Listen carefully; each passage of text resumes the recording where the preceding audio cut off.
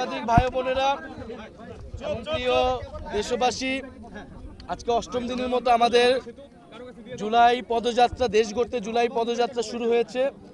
আমরা আজকে কুষ্টিয়াতে আছি এবং আমরা আছি আবরার ফাহাদের এলাকায়, আবরার ফাহাদের বাড়ির পাশে তার কবরস্থানে। আমরা আবরার ফাহাদের শহীদ আবরার ফাহাদের কবর জিয়ারত করেছি। আমাদের পাশে শহীদ আবরার ফাহাদের শ্রদ্ধেয় বাবা, উনি উপস্থিত আছেন।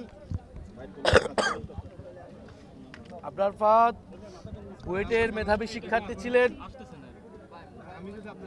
এবং আমরা জানি যে 2019 সালের 7ই অক্টোবর আবরার ফাহাদ বুয়েটের হলে সন্ত্রাসী সংগঠন, ফ্যাসিস্ট সংগঠন ছাত্রলীগ দ্বারা নির্যাতিত হয়ে মৃত্যুবরণ করেন। আবরার ফাহাদের অপরাধ ছিল সে দেশের জন্য, দেশের পক্ষে কথা বলেছিলেন।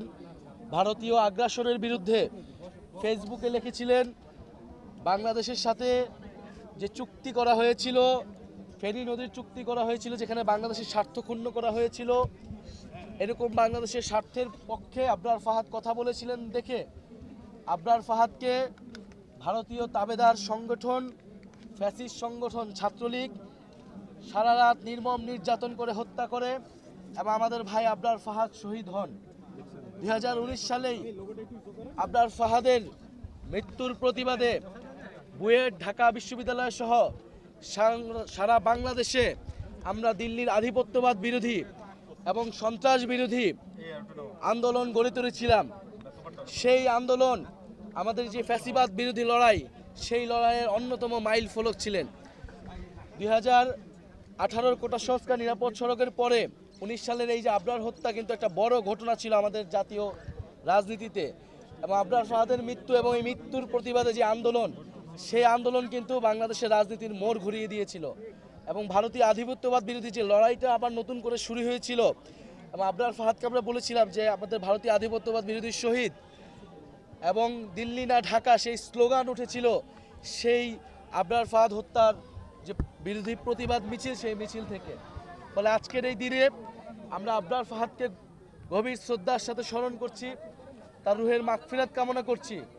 এবং আবরার ফাহাদের যেই পথ আমাদের দেখিয়ে গিয়েছে, বাংলাদেশপন্থী পথ, ভারতীয় আধিপত্যবাদ বিরোধী পথ, আগ্রাসন বিরোধী পথ, সেই পথেই আমরা জাতীয় নাগরিক পার্টি রাজনীতি করছে। সেই পথ ধরেই জুলাই গণ অভ্যুত্থান সংগঠিত হয়েছিল।